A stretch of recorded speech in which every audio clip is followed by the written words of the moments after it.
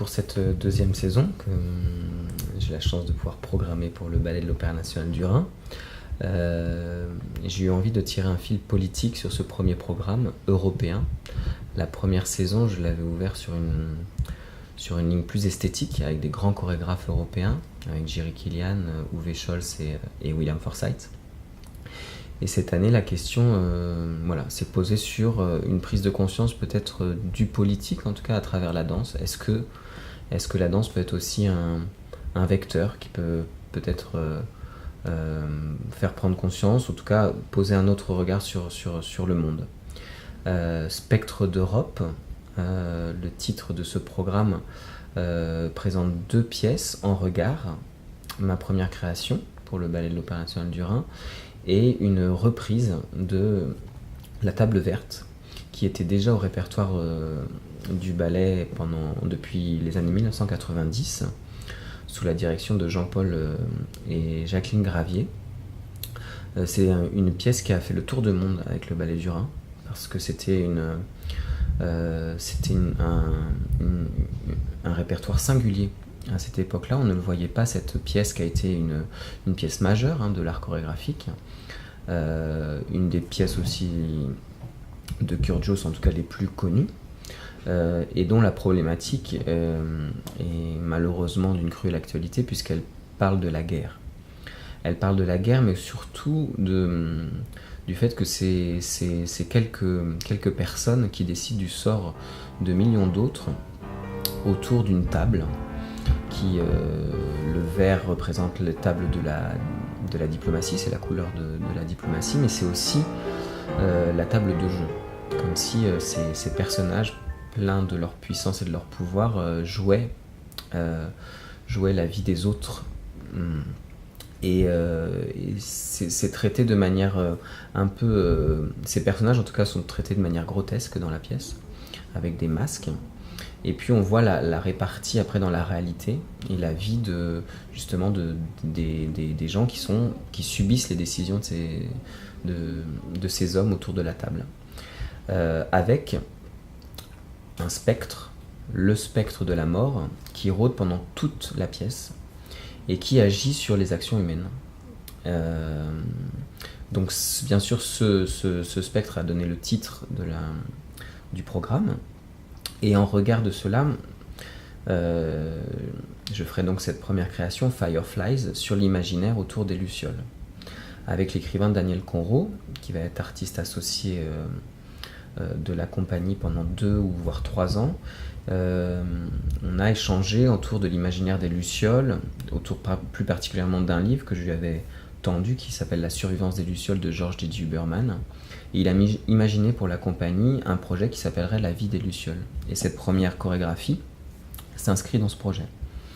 L'imaginaire des Lucioles, c'est l'imaginaire de Pier Paolo Pasolini, qui, dans un article maintenant devenu célèbre, en tout cas surtout son titre est devenu célèbre, on l'appelle maintenant l'article des Lucioles, la disparition des Lucioles, bien que le propos est vraiment très politique d'un moment clé de l'histoire politique italienne, sur lequel nous aujourd'hui nous n'avons pas vraiment d'emprise ni de compréhension, mais il utilise cette métaphore des Lucioles et de leur disparition pour parler d'une culture qui est en train de populaire, en tout cas quelque chose qui est en train de se faire broyer par le système. George D. Huberman, dans ce livre, La survivance des Lucioles, va critiquer le pessimisme quasi absolu de Pasolini à la fin de sa vie, puisqu'il écrit cet article 3 mois avant qu'il soit assassiné, en étant d'accord avec le constat, et en plus un constat qui se complique de plus en plus de par nos sociétés actuellement. C'est vrai que le système est partout et difficilement cernable aussi, parce qu'avant il y avait peut-être une hiérarchie des pouvoirs qui était plus facilement compréhensible. Aujourd'hui, il est plus complexe peut-être d'aborder tout cela. Et donc avec ce constat quand même que voilà, le monde est loin d'être rassurant, il pose quand même la question de savoir est-ce que les Lucioles ont totalement disparu. Et il nous fait remarquer que c'est peut-être nous qui ne les voyons plus, tout simplement. Que notre point de vue doit changer, qu'elles se sont peut-être positionnées différemment, que c'est une c'est une lumière très loin de la lumière toute puissante et dominante du système et des médias, mais ça peut être justement par cette intermittence, par cette fragilité, par cette luminescence, c'est-à-dire une lumière très fragile dans la nuit, qu'on peut peut-être créer par intermittence des communautés, des points de résistance, en tout cas de se dire que la destruction n'est pas totale. Et que justement, puisque les lucioles continuent d'exister, il n'y a pas de solution finale, ni d'un côté ni de l'autre. C'est-à-dire qu'on est tout le temps dans une espèce de mouvement. Et la question que je me pose et que je pose avec Daniel, c'est si des artistes d'un ballet européen au XXIe siècle peuvent être cette lumière luminescente, intermittente, cette zone de résistance poétique dans ce monde de plus en plus complexe. Parce qu'à l'origine, effectivement, ces lucioles étaient vraiment de métaphores vous disiez, de la fragilité, de la poésie, de la résistance. Georges Didier Bergman reprend le propos et le réactive, comme vous le disiez, dans quelque chose de très positif, avec une espèce de oui, agissons, oui, le mouvement. Et là, nous entrons quand même assez près de ce qu'est la danse, en l'occurrence dans le mouvement. Parce que la pièce, quand on voit le texte de Didier Conrot, à un moment donné, il pose la question de qu'est-ce que la danse ? Écrire sur le sol, écrire sur l'air, au milieu du monde. Oui, il y a cette question aussi de notre place dans le monde en tant qu'artiste, et que c'est une place sans doute fragile, mais comme la plupart de nous, en fait. Je disais dernièrement, il y a aussi ce symbole du coquelicot qui arrive dans la pièce, qui est criante d'actualité, alors que c'est pas du tout le propos. Nous, on est parti vraiment sur le court-métrage de Pasolini, la Sequenza del Fiore del Carta. Et cette fragilité, la beauté de cette fleur tient à son extrême fragilité, du fait que si on enlève un pétale, même si elle est encore dans la terre, elle meurt. Et c'est cette fragilité que j'aimerais aussi faire découvrir à ces danseurs qui sont des danseurs très performants, à qui bien souvent, de par l'éducation du monde du ballet, donc il y a tout un questionnement qui se pose là-dessus.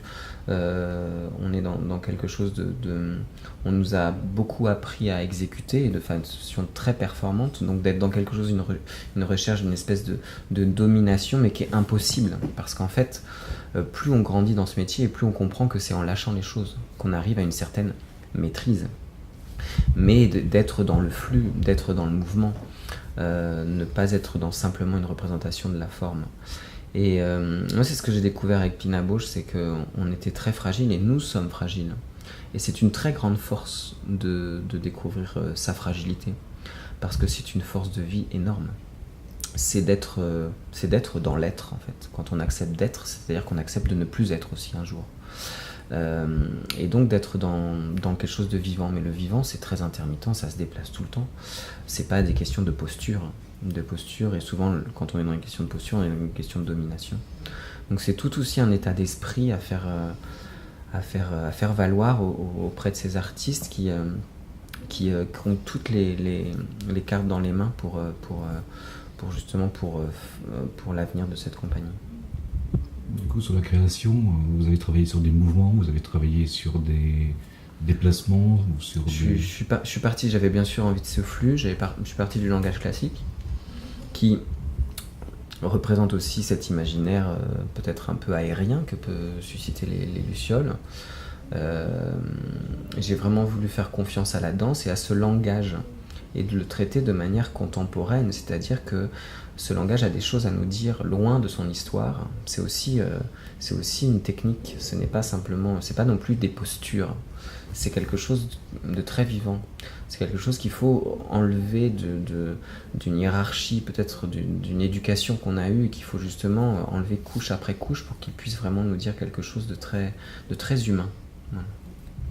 Et donc j'ai travaillé là-dessus, j'ai travaillé beaucoup avec les artistes qui me font confiance, avec les corps de ces artistes. Moi j'ai besoin des corps des autres pour créer, j'ai besoin de cette interaction, je sais pas vraiment où je vais à chaque fois, même si on a beaucoup travaillé autour de la table avec Daniel Conrot, et puis Nicolas Worms aussi, le compositeur, mais je travaille un peu comme dans un rêve, donc j'ai besoin des autres, j'ai besoin de chaque personnalité, m'est chère, mais propre. Voilà.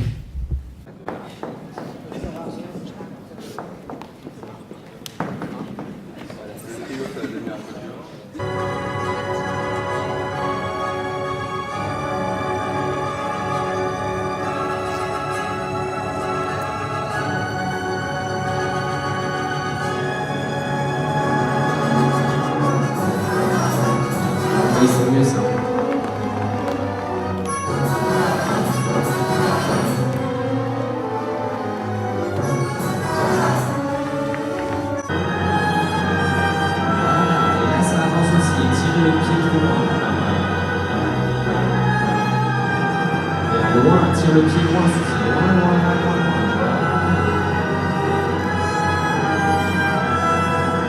Allez. On va y arriver. Et ça tient en haut. Essayez d'enchaîner là. Les derniers, vous avez à faire enchaîner. Et ça tient loin devant. Là, on se remonte. On regarde la lumière.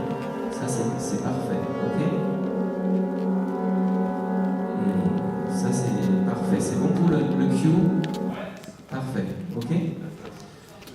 Merci. C'est une écriture qui se fait au plateau, autour de la table, en voyant les... Là, on est danseurs danser. C'est ma première création, donc j'ai aussi beaucoup de choses à apporter dans cette... donc je ne me suis pas offert le temps nécessaire pour créer d'autres codes également. Mais on est dans... Oui, dans déjà de beaucoup... Moi, j'aimerais plus d'échanges, donc ça, c'est aussi une question de temps. Donc on a été aussi dans quelque chose de peut-être... il fallait trouver des solutions parfois assez efficaces. Mais voilà, c'est une première pierre que l'on pose. Et puis, j'offrirai plus de temps aux danseurs, pour une prochaine création. Et c'est aussi voilà, continuer à cette réflexion d'être dans une création très actuelle avec ces artistes d'un ballet et qui sont formés à l'école académique. Je crois que c'est important, parce qu'il y a depuis votre arrivée quelque chose qui est l'ordre du manifeste, qui a été posé dès votre arrivée au ballet, pour un ballet européen au XXIe siècle. Et cette pièce-là, elle sonne encore plus comme un manifeste. C'est Luciole et c'est Fireflies. Donc, c'est ce qu'on souhaitait avec Daniel. On voulait faire une pièce manifeste. Je pense que voilà, nos prochaines pièces seront aussi des manifestes. Après, je voulais surtout faire aussi une pièce de compagnie, c'est-à-dire pour les danseurs, par les danseurs. Voilà, j'ai peut-être cette utopie, oui, de communauté. Mais pour faire communauté, il faut que... c'est comme un écosystème.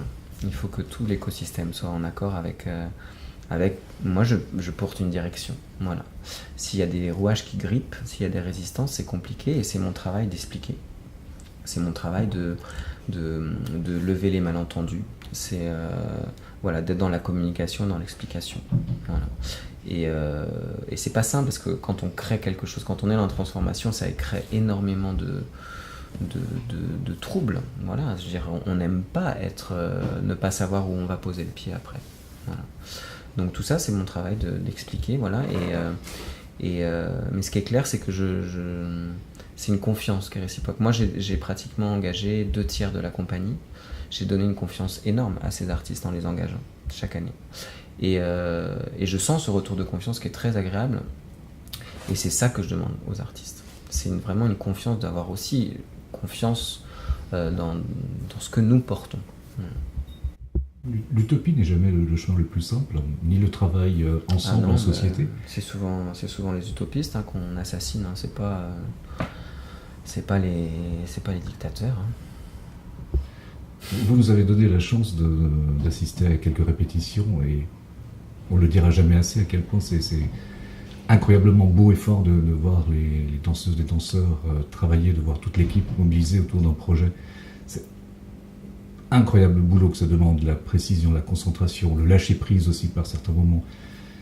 Très étrangement, je vais me souvenir longtemps des vibrations des pas dans le sol, quelque chose d'extrêmement physique. On l'entend quand on est dans la salle parfois. On a peu l'occasion de ressentir dans son corps physiquement. On le sent beaucoup ici aussi quand il commence à sauter. Dans mon bureau, on l'entend beaucoup. Et c'est beau d'entendre ces corps qui sont inscrits dans leur monde avec un poids et le poids qui disparaît à partir du moment où un bras se lève, une nuque se tend, où la danse commence. Bah moi, c'est ce qui me bouleverse dans ce métier. C'est vraiment quelque chose de très... On est au cœur du vivant, puisqu'on travaille sur le corps. Et qu'on est dans une société où on a développé beaucoup la pensée, les sciences cognitives, on est beaucoup là-dedans. Et voilà, la pensée a aussi elle semble illimitée, mais elle a ses limites par rapport au fait qu'il faut se recentrer sur son corps, sur ses émotions. C'est ça qui nous rend vivants. Voilà, on le sait quand on a des corps à corps, on le sait quand on fait l'amour, on le sait tout ça. Et c'est ça qui est bouleversant dans ce métier.